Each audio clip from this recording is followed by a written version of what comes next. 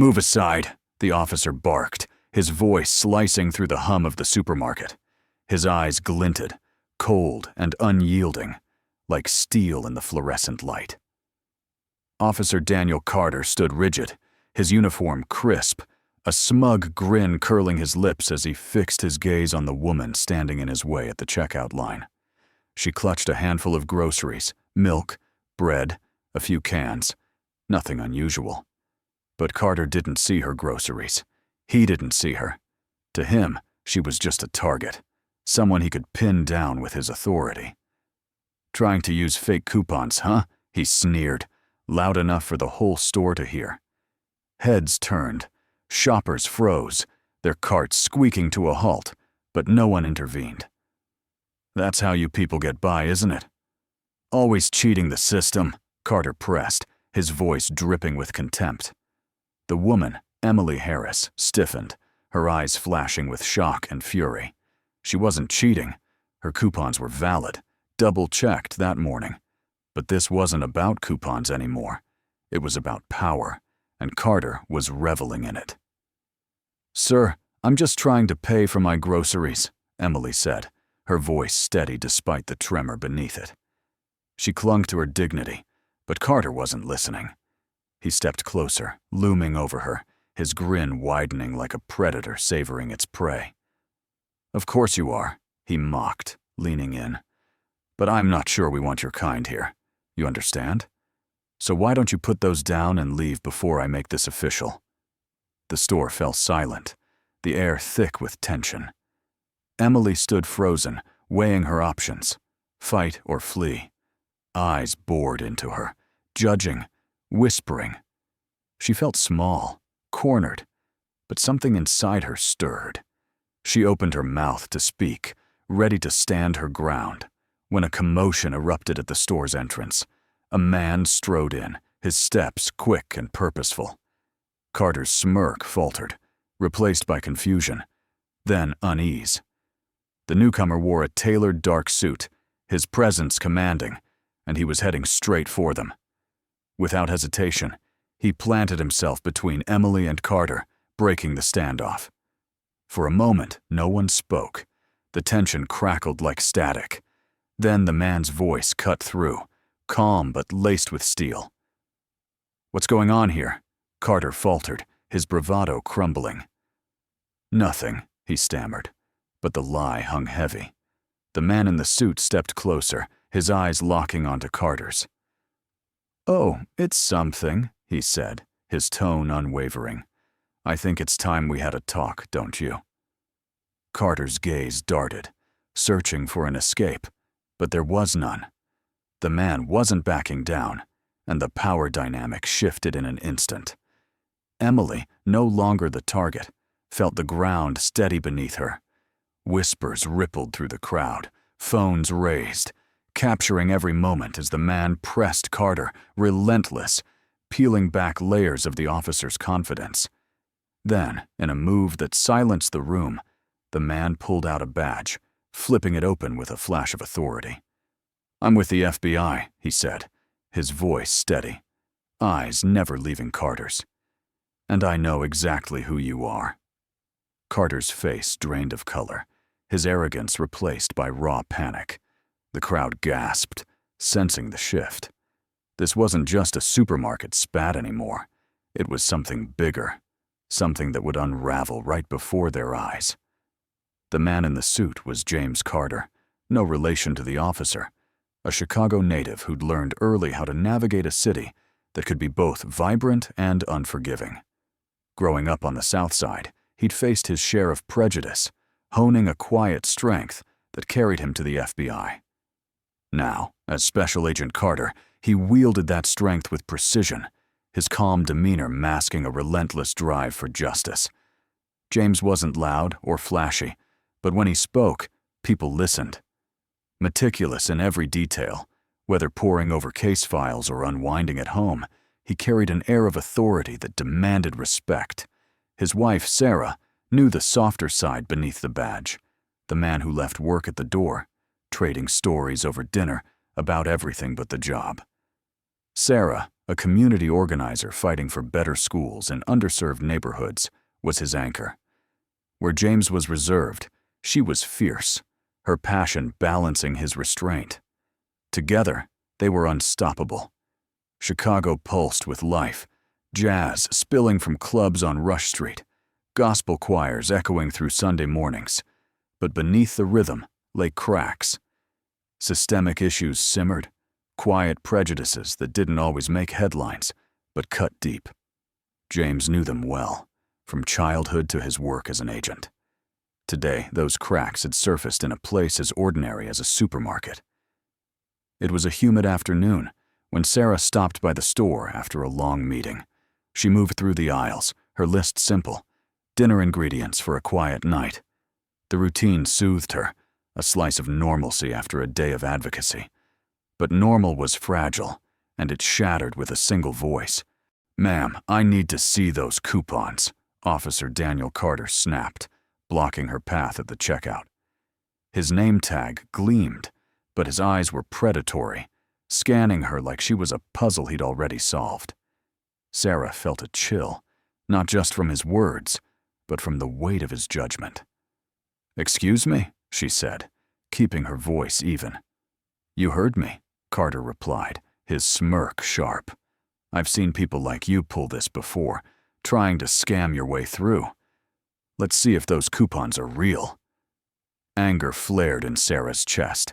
She'd done nothing wrong, yet here was this man, painting her as a criminal. "They're valid," she said, standing firm. "I checked." Carter stepped closer, his breath sour with stale coffee. "Is that so? Because I don't see why you'd need them unless you can't afford to pay. Maybe you should put some of that back." The words stung, not for their meaning but for their intent, to shrink her, to shame her. Sarah's mind raced.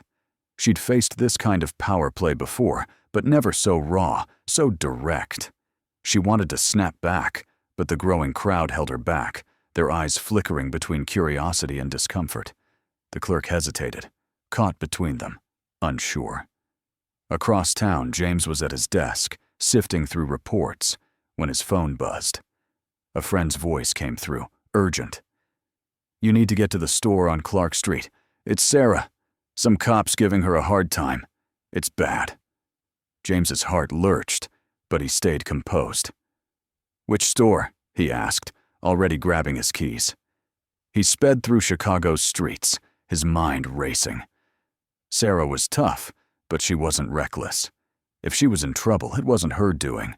It was someone else's. Back at the store, Carter was escalating, his voice booming, cutting Sarah off every time she tried to speak. "You think you can just waltz in here and do whatever you want?" he taunted. "Not today." Sarah's hands trembled, but she held her ground. "You have no right to talk to me like this," she said, her voice clear. "I haven't done anything wrong." Carter's face darkened. "You think you're above the law?" he mocked, stepping closer. "Let me remind you, I am the law." The store felt like it was closing in, the air heavy with unspoken tension. Sarah braced herself, refusing to back down. Then the doors swung open, and James walked in. His eyes scanned the scene. Sarah cornered, Carter towering, the crowd watching.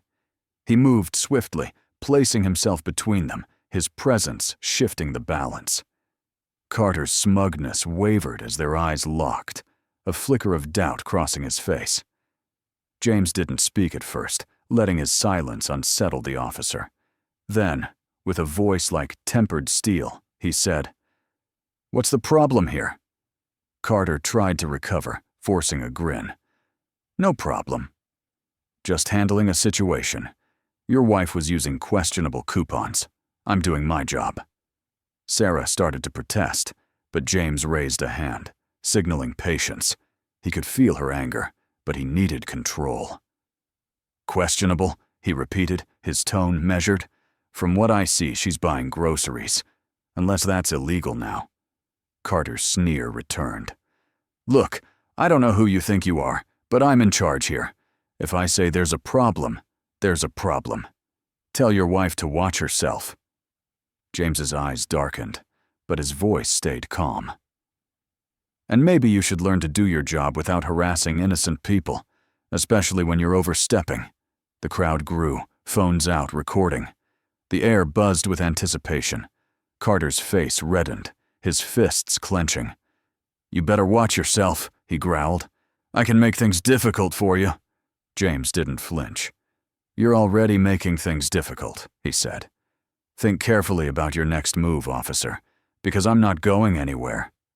Carter's bravado cracked, his eyes darting to the crowd. "You don't scare me," he muttered, but his voice wavered. "I'm not trying to scare you," James replied, stepping closer. "I'm warning you," Carter snapped. "You people think you can just—" But James cut him off, his voice sharp as a whip. "Don't. You've said enough." The store fell silent. Carter faltered, at a loss. James seized the moment. "If there's an issue, we can call your precinct, get a supervisor down here. Or you can apologize to my wife, and we walk away." Carter stiffened, his eyes narrowing. "You think you can tell me what to do? I'm not scared of you, or your badge." James raised an eyebrow. "You should be," he said, a faint smile tugging at his lips. "This is just the beginning." Then Carter did the unthinkable. He slapped James's phone from his hand, sending it skittering across the floor. The crowd gasped, the sound echoing like a gunshot. Sarah stepped forward, fury in her eyes, but James stopped her. "It's okay," he said, his voice steady, though his gaze burned. "He's made his choice." Carter's chest heaved, his words venomous. "You think you're better than me, just because you wear a fancy suit? You're nothing. You and your wife." "Enough," James said, his voice like iron. "This isn't about who's better. It's about what's right. And you're on the wrong side." Carter looked around, desperation creeping in as he saw the phones, the eyes, the judgment. His control was slipping, and he knew it. "This isn't over," he spat, his voice shaking. "I can make your life hell." James's gaze was unyielding. "No," he said, "but I can make sure you don't walk away either." Sirens wailed in the distance, growing louder, their lights flashing through the windows. Carter's facade shattered, his arrogance giving way to panic. James stood calm, as if he'd been waiting for this moment all along. What had started as a simple confrontation was spiraling into something massive, and the real question was who would be left standing when the dust settled. The sirens screamed closer, painting the store in red and blue. James stood firm, his eyes locked on Carter, who was unraveling by the second. The officer's confidence had evaporated, replaced by a frantic edge. "You called them," Carter accused, his voice trembling. "You called the cops on me." James's expression didn't waver. "No," he said coolly. "I called them for you." Carter blinked, confusion twisting his features. "What the hell are you talking about?" James took a step forward, his voice steady but cutting. "You said you were doing your job, but your job doesn't include harassing innocent people. It doesn't give you the right to intimidate or degrade someone just because you can." Carter's eyes flicked to Sarah, who stood behind James, her gaze fierce. She wasn't afraid anymore. She was done being silent. "You've been hiding behind that badge too long," James continued, his voice colder now. "But it doesn't make you untouchable." "You don't know anything about me," Carter snapped, desperation seeping through. "You don't know what I deal with every day." James's lips curved into a grim smile. "Oh, I know more than you think, Officer Carter." "I know exactly who you are, and so do they." Two uniformed officers entered, their eyes scanning the scene before settling on Carter. One, a tall man with a stern face, stepped forward. "We got a call about an incident. Officer Carter, what's going on?" Carter straightened, forcing a smile. "Nothing, just a misunderstanding. I was handling it." The officer's gaze shifted to James, who handed him a card. "I'm Agent James Carter, FBI," he said, his voice clear, "and I need to have a word with your colleague." The crowd gasped, the air electric with shock. Carter's face went white, and he stumbled back, his eyes wide. "You're FBI?" he stammered. "Yes," James said, leaving no room for doubt. "And I've been looking into you for a while, Officer Carter. I know about the bribes, the false charges, the threats, the violence." The arriving officer exchanged a glance with his partner, then turned back to Carter. "Is this true?" he asked, his voice tight. Carter tried to speak, but his words caught. James turned to the crowd, his voice carrying. "How many of you have been mistreated by this man? Humiliated? Threatened? Forced to comply because he had a badge?" A murmur spread. Then hands rose, one, then another, then more. The crowd stirred, waking to a truth they'd been too afraid to face. "This isn't just about today," James said. "This is about accountability, making sure people like Carter can't keep abusing power." Carter trembled, his voice cracking. "You think you can ruin my life? I'm a cop. They'll back me up." James stepped closer, his voice low and unyielding. "Not this time. I've already talked to your precinct, to the DA. They know what kind of person you are." Carter's smile collapsed, raw fear in his eyes. "No," he whispered. "You can't." "Yes, I can," James said. "And I will." The officers moved forward, and Carter didn't resist as they took his arms, his eyes blank with defeat. The crowd watched in silence as he was led away, the weight of the moment sinking in. James turned to Sarah, softening. "Are you okay?" he asked, concern replacing his steel. She nodded, tears of relief in her eyes. "I'm okay," she whispered. "Thank you." They stood there, hands clasped, the chaos fading. This wasn't just about Carter. It was about every time someone thought they could get away with it, and every time they wouldn't. As James and Sarah left the store, a crowd had gathered outside, drawn by the flashing lights. There was hope in the air, a sense that something had shifted. For too long, men like Carter had acted untouchable, but today was different. Sarah's grip tightened on James's hand, her jaw set. "You did it," she said, pride in her voice. "Not yet," James replied, his eyes distant. "This is just the beginning." A man approached, Detective Mike Sullivan, a no-nonsense cop James had worked with before. "Agent Carter," Sullivan said, nodding. "I heard what happened. Barnes isn't the only one. There are others, higher up, covering for him." James's jaw tightened. "So this goes deeper than one bad cop." "Deeper than you can imagine," Sullivan said. "If you want to bring them down, you'll need more than today's footage. You need to cut the head off the snake."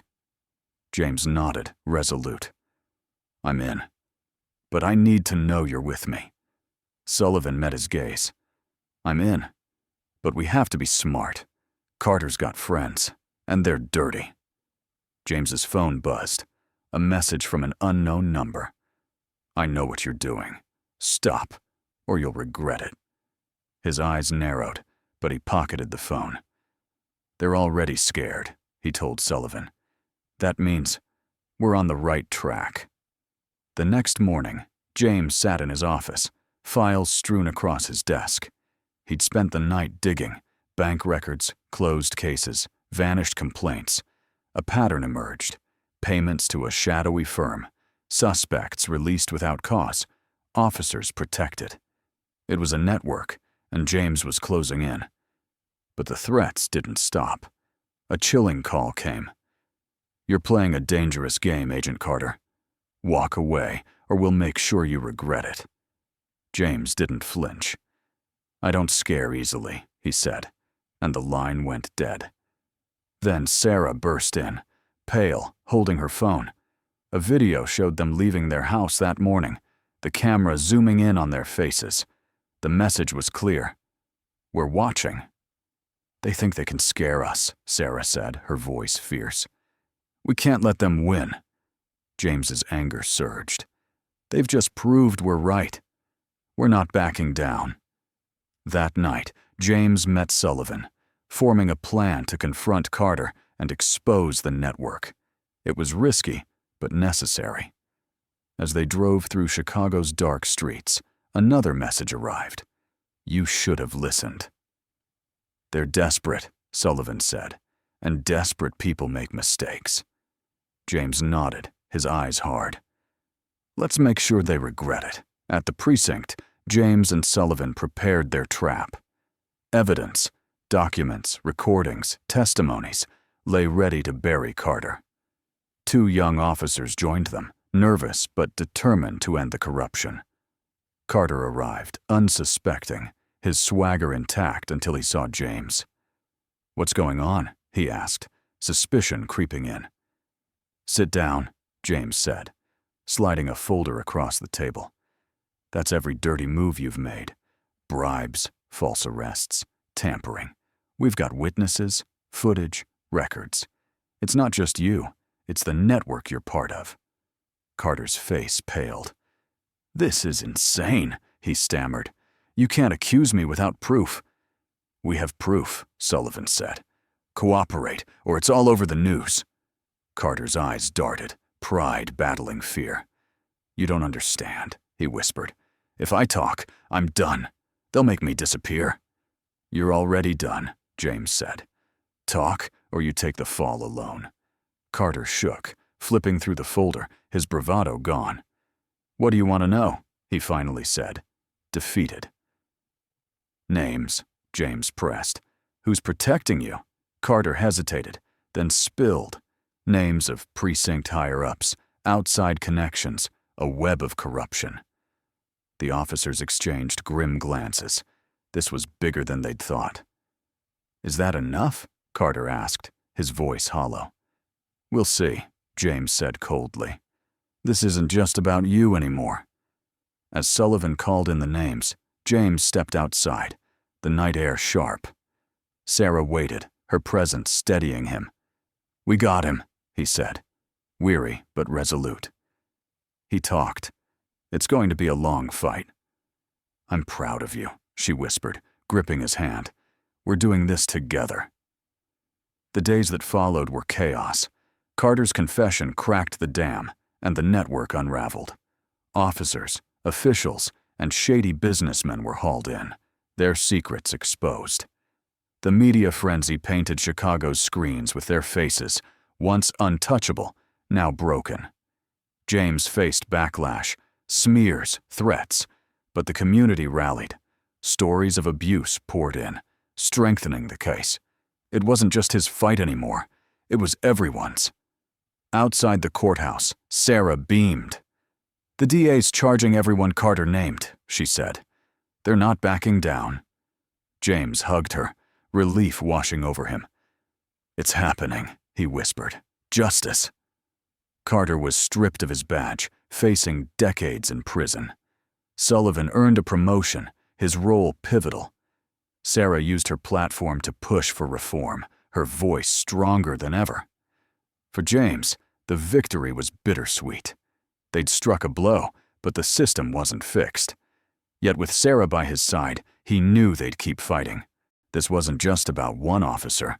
It was about standing up, about breaking the untouchable. But questions lingered. How many more hid behind badges? How many suffered in silence? The fight wasn't over, but James and Sarah were ready.